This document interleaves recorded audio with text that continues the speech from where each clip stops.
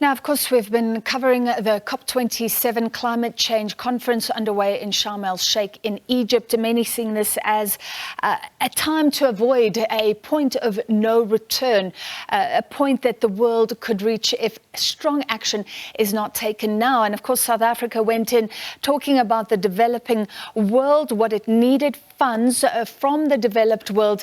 South Africa's Pavillion is being launched, and let's take you live now to Egypt. Which was in Spain, Madrid, then COP26 in Glasgow in the UK.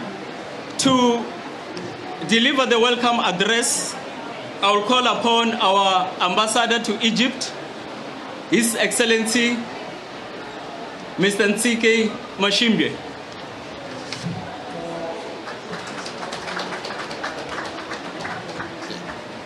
Ladies and gentlemen, good evening.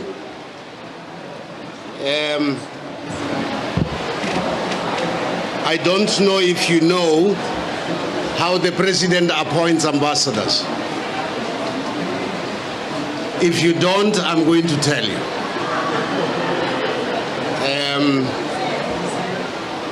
There are a number of things that I am, and there are a few things that I'm not. I suspect that when you are the following things, you get appointed as ambassador. One, if you are a failed businessman.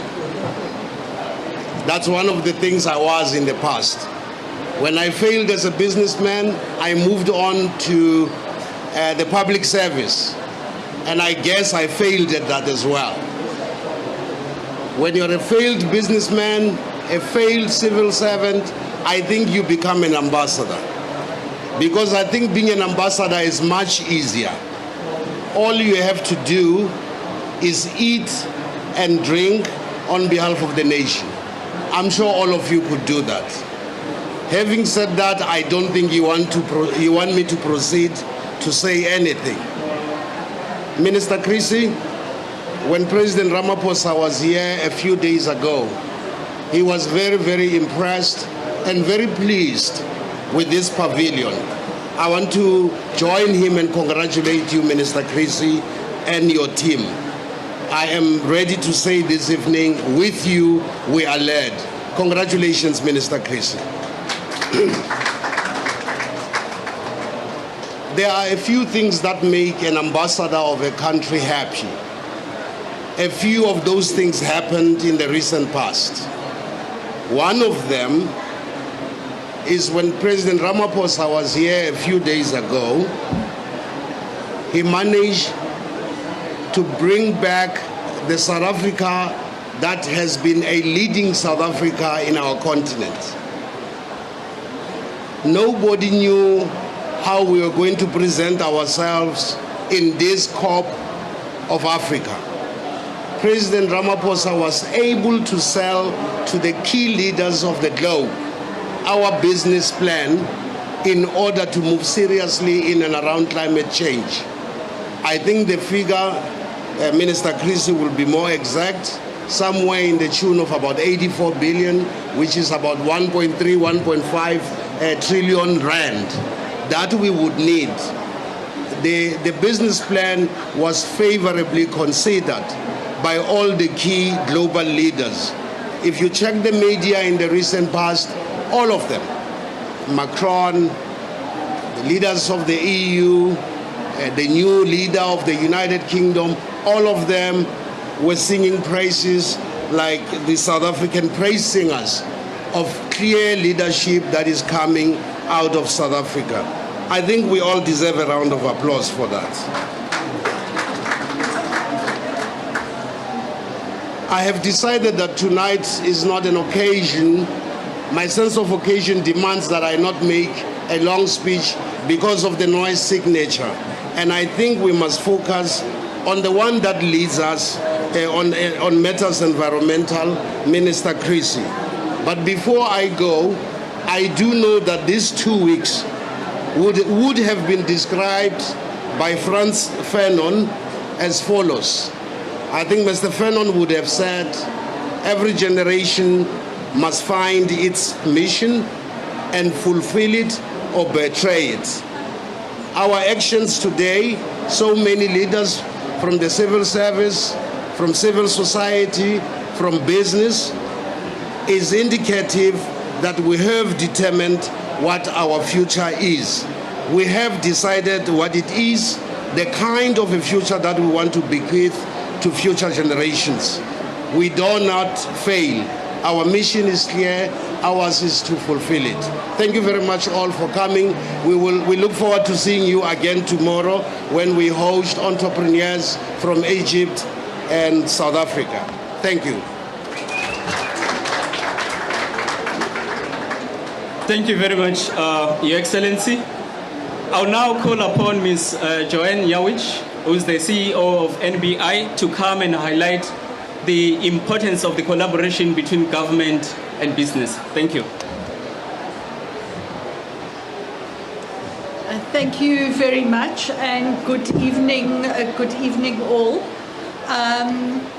Honourable Minister, Your Excellency, Ambassador Mashimbe, Honourable MPs, all of the business leaders present, and the leaders of a wide range of South African organizations that I see standing here.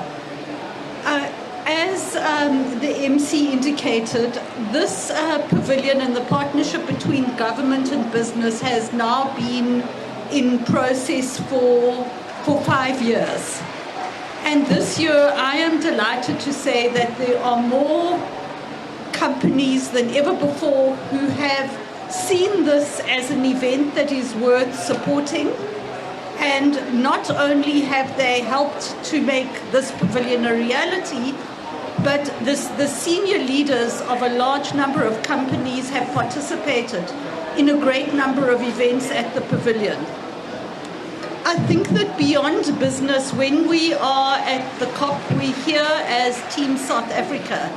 And I think that it is also gratifying to the NBI and to all of the businesses that have supported the pavilion, that over this 2-week period, we will have hosted over 56 events that have brought together a wide range of South African organizations, including youth organizations, the South African Labour Movement, business organizations, the Presidential Climate Commission, and a number of events that have many of the excellent scientists from South Africa who participate internationally. So this pavilion really, I think from the side of business, I can confidently say is we would like you all to see it as a home from home at the COP, and as a place where all South Africans come together, united in our commitment to deal with the climate challenge that we face. Thank you.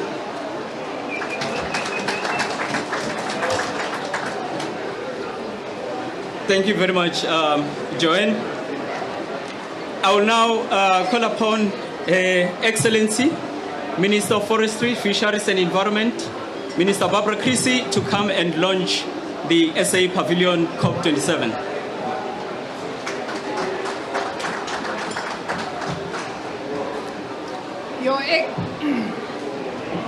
Your Excellency, Ambassador Nsiki Mshimbe, Honourable Cedric Froelich, and Honourable Archibald Nyambe, and your delegations from the National Assembly and the National Council of Provinces, MEC Manapole, MEC Zikalala,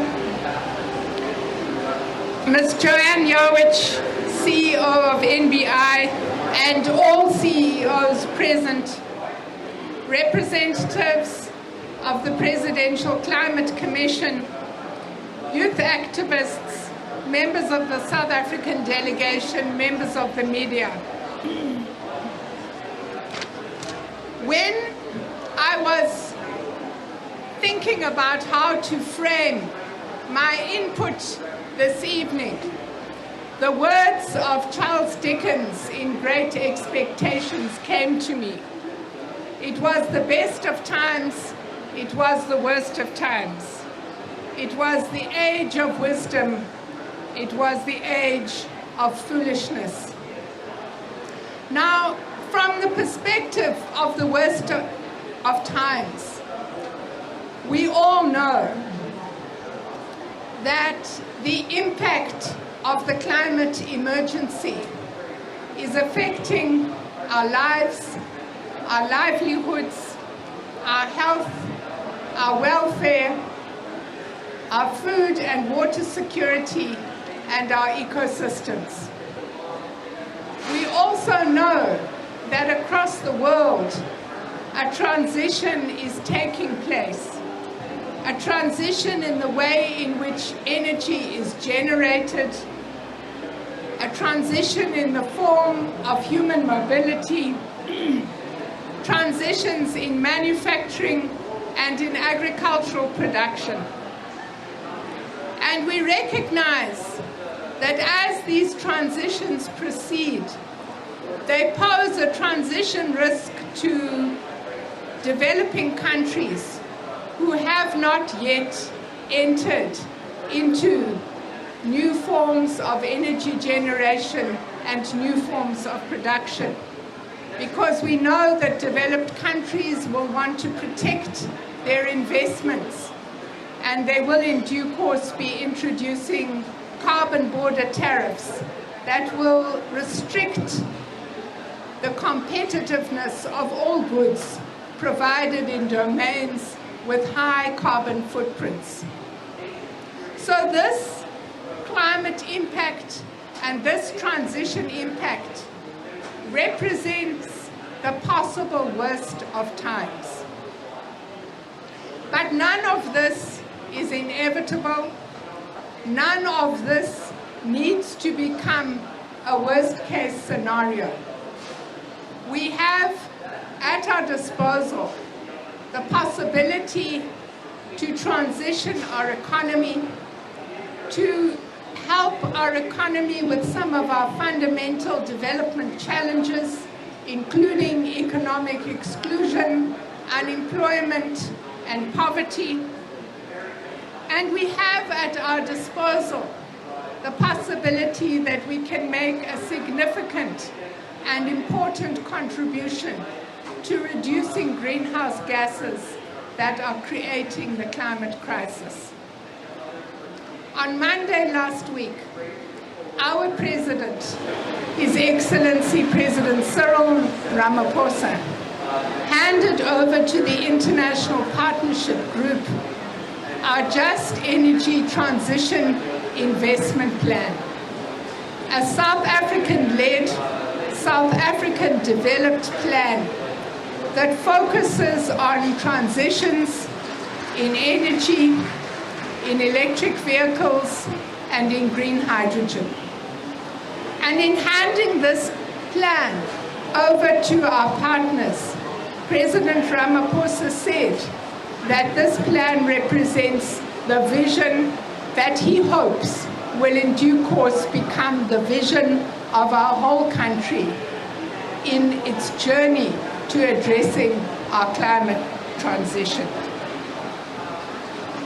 Already, we have secured support in the form of grant financing and concessional loans from the International Partnership Group to the value of $8.5 billion. We have further loans promised from the World Bank to finance Komati Power Station, which is our proof of concept project. Now,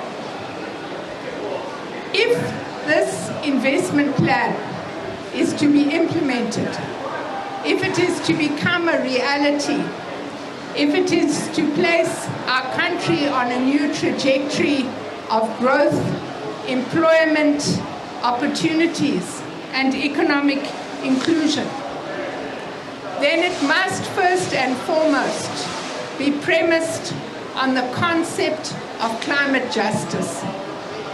And by justice, we mean that those most directly affected by the climate transition, workers and communities in vulnerable industries and sectors, must be first in contributing to the implementation of this plan, and they must be first in sharing the benefits of the transition. To help us with this process, President Ramaphosa has already given the investment plan to the Presidential Climate Commission. And the Commission has shared with me that they hope by mid-February to be able to return to government with comments and engagements from the whole of society.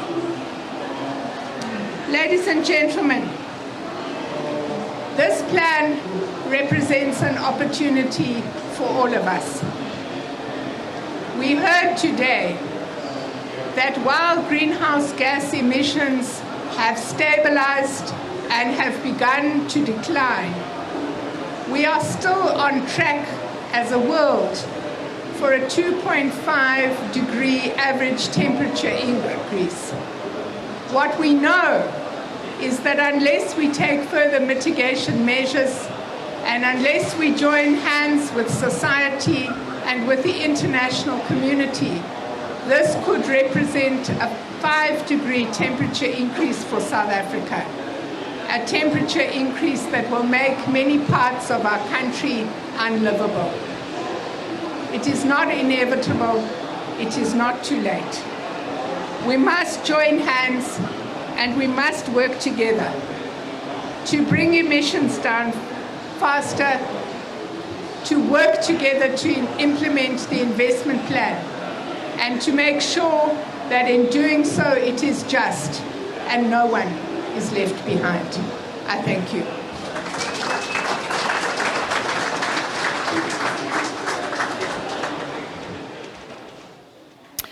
All right, that was Minister Barbara Creecy at the launch of the South African Pavillion at COP27 in Sharm El-Sheikh in Egypt, really outlining the concepts that we hear about so often, a just transition and climate justice, saying that's about helping the workers and the communities that are on the front line, that are in vulnerable sectors or in vulnerable areas that will be affected by a transition to greener energy. A plan is going to come, she says, and then that is a chance for all of us.